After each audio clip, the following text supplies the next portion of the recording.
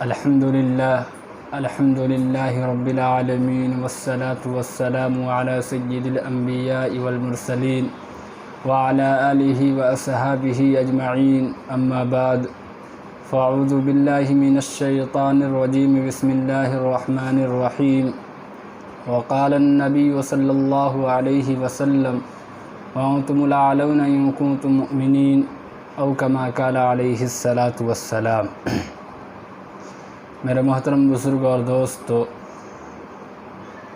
قرآن کریم کے اندر اللہ رب العزت کا ارشاد ہے وَأَنْتُمُ الْأَعْلَوْنَ إِن كُنتُم مُؤْمِنِينَ، کہ تم ہی سربلند رہو گے اگر تم مومن ہو۔ یہ ارشاد باری ہماری پوری تاریخ کا اختصار ہے اور اسی میں ہماری ترقی کا راز مضمر ہے۔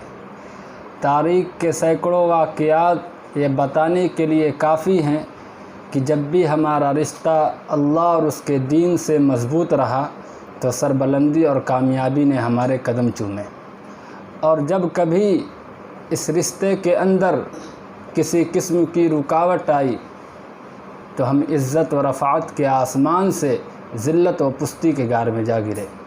میرے محترم بزرگ اور دوستو، ہمارے سامنے جنگ بدر ایک مثال پیش کرتی ہے۔ جنگ بدر کے اندر جو کامیابی حاصل ہوئی وہ صرف اور صرف اسی رشتے کی بنیاد پر ہوئی، ورنہ اگر کامیابی حاصل ہوتی تو کفار مکہ کو ہوتی، کیونکہ کفار مکہ تقریباً 1000 تھے اور بڑے جوش و خروش کے ساتھ تھے۔ ان کے پاس 700 اونٹ، 200 گھوڑے اور نیز سب کے پاس تلواریں اور دیگر جنگی ہتھیاریں موجود تھے، اور ادھر عتبہ، شیبہ، حنظلہ، عابد، امیہ ابن خلف، ابو جہل، عبد المطلب جیسے شجاعت کے پیکر آزمودہ کار تھے، اور ادھر بیچارے مسلمان بے سر و سامان، کل تعداد 313، سواری کے لیے 2 گھوڑے، 70 اونٹ ہیں، ایک پر 3 4 آدمی سوار ہیں، اور بعض پیدل ہی سفر کر رہے ہیں۔ کسی کے پاس نیز اور کمان ہے تو تلواریں نہیں، اور کسی کے پاس تلواریں ہیں تو نیز اور کمان نہیں۔ میرے محترم بزرگ اور دوستو، جب مقام جنگ بدر پہنچتے ہیں تو دیکھتے کیا ہیں کہ کفار مکہ بلند مقام پر خیمہ زن ہو چکے ہیں، جہاں پانی کی بھی فراوانی ہے۔ بیچارے مسلمانوں کو پشت اور ریتیلی زمین پر خیمہ زن ہونا پڑا، اور ایسی جگہ کہ جہاں کسی کو پیاس لگے تو ایک گھونٹ پانی پینے کو نہ ملے۔ الغرض جنگ کے اندر جتنی بھی چیزوں کی، جتنی بھی اسباب کی ضرورت پڑتی ہے وہ ساری کی ساری چیزیں کفار مکہ کو حاصل تھی، لیکن جب لڑائی شروع ہوئی تو کفار مکہ گازر اور مولی کی طرح کاٹے جاتے ہیں۔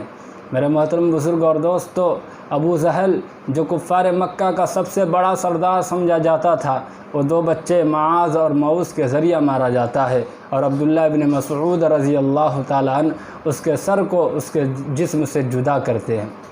میرے محترم بزرگ اور دوستو، آپ جانتے ہو یہ عبداللہ ابن مسعود کون ہیں؟ یہ وہی ہے جن کو ابو جہل نے مارتے مارتے مکے کے صحن میں بے ہوش کر دیا تھا۔ آج میدان جنگ کے اندر وہی عبداللہ بن مسعود رضی اللہ تعالیٰ عنہ ابو جہل کے سر کو جسم سے جدا کر رہے ہیں۔ میرے محترم بزرگ اور دوستو، امیہ ابن خلف جو ابو جہل کے بعد کفار مکہ کا سب سے بڑا سردار سمجھا جاتا تھا، اب میدان جنگ کے اندر اپنے ساتھیوں کو اس طرح تہے تیگ ہوتے دیکھ کر گھبرا جاتا ہے، میدان جنگ چھوڑ کر مکے کی طرف بھاگ پڑتا ہے۔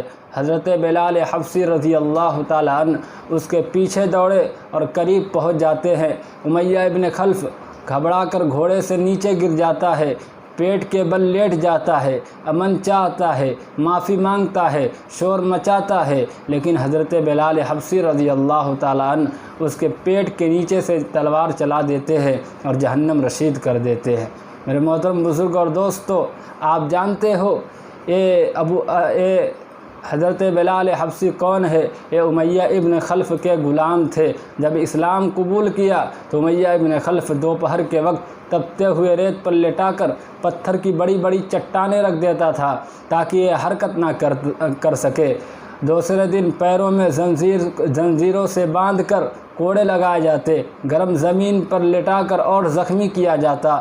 مکے کی صحن میں پیروں میں رسی باندھ کر گھسیٹا جاتا، یہاں تک کہ تکلیف دینے والے تھک جاتے تھے۔ کبھی امیہ ابن خلف کا نمبر آتا، کبھی ابو جہل کا نمبر آتا، کبھی اوروں کا نمبر آتا، لیکن آج میدان جنگ کے اندر وہی غلام اپنے آقا و مالک یعنی امیہ ابن خلف کو مارنے کے لیے دوڑا رہے ہیں، اور امیہ ابن خلف میدان جنگ چھوڑ کے بھاگ رہا ہے۔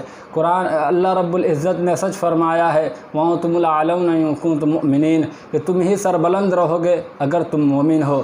میرے بھائیوں اور دوستو، اس طرح میدان جنگ کے اندر 70 مقتول ہوئے اور 70 گرفتار ہوئے، اور مسلمانوں کو ایسی فتح حاصل ہوئی کہ جسے تاریخ کبھی فراموش نہیں کر سکتی۔ میرے محترم بزرگ اور دوستو، آج ہم اپنے حالات دیکھیں، جس طرف نظر اٹھا کے دیکھیں، جس طرف ہمارے قدم بڑھیں، جہاں ہماری نظریں جائیں، وہاں مسلمانوں کے اوپر ظلم و ستم ڈھائے جا رہے ہیں۔ کئی مسلمانوں کو زندہ زمین کے اندر لٹایا جا رہا ہے، کئی مسلمانوں کو آگ کے حوالے کیا جا رہا ہے، کئی مسلمانوں کی